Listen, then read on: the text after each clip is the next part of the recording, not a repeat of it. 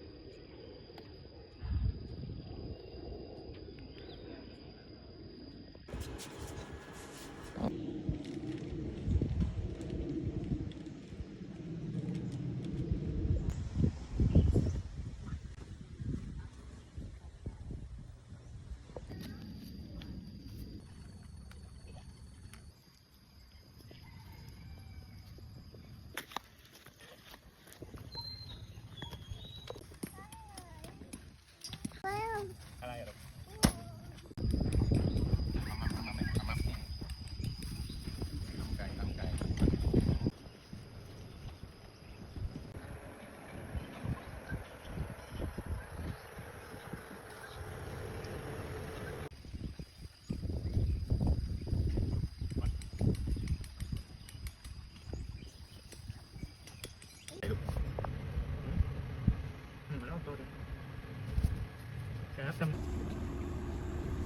เด็กเขาทำอะไรอ่ะ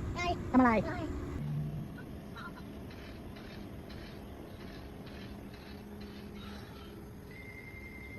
ครับน้องพอมาเร็วมาไล่กลับมาแล้ว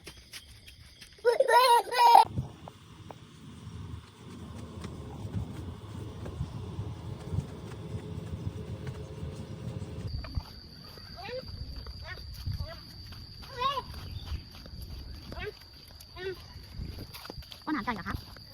ไหนเอาอะไรมาป้อนมันจิกๆนะ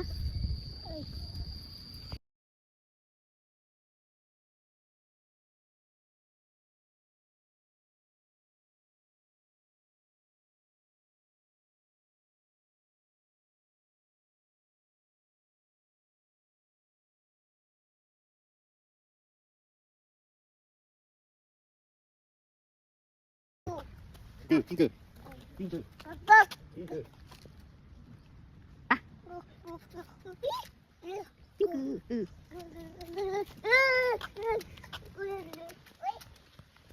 อันนี้ใบไม้ครับอ๋อมดน้อง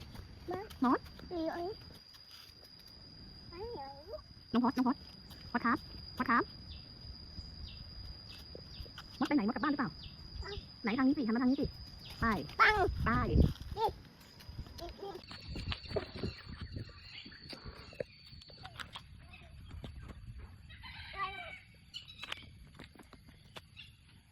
ไก่ไหมไก่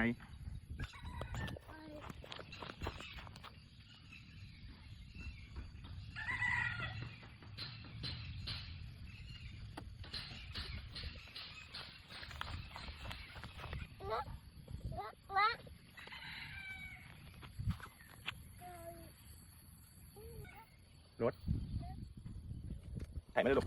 ถ่ายมาจับดีๆลูกอย่าล้มจับดีๆครับ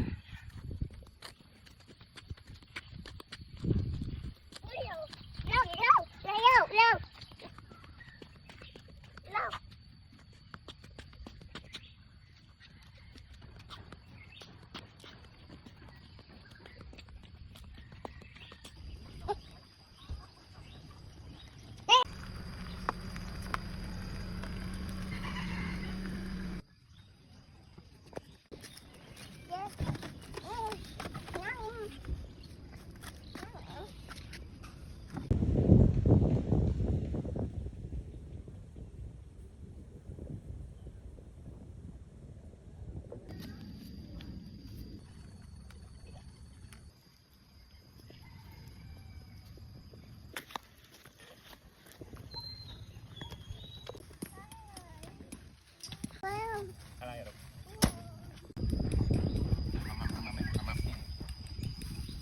ทำไก่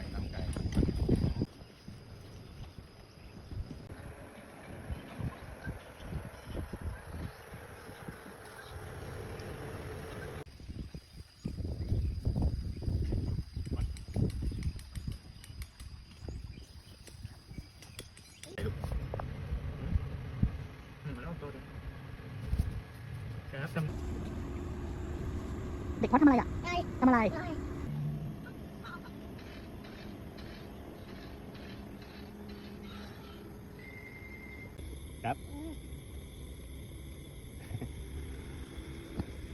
น้องพอมา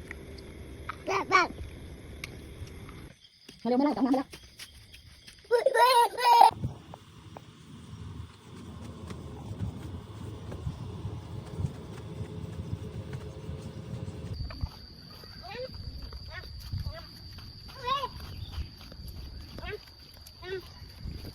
ป้อนอาหารไก่เหรอคะ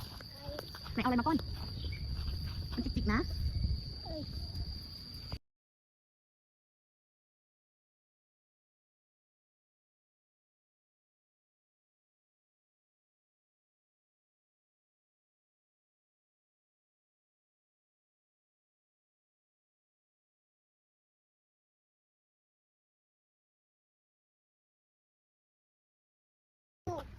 จิ้งจืด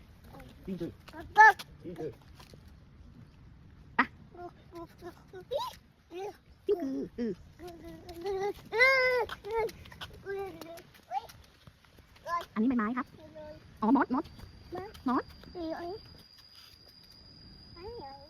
พอดครับมดไปไหนมดกลับบ้านหรือเปล่าไหนทางนี้สิหันมาทางนี้สิไป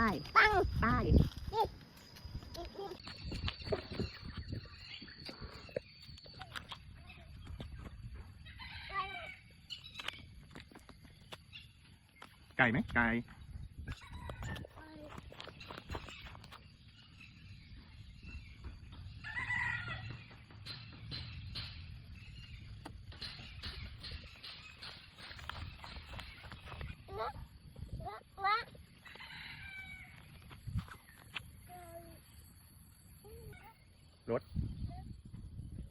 ถ่ายไม่ได้ลูก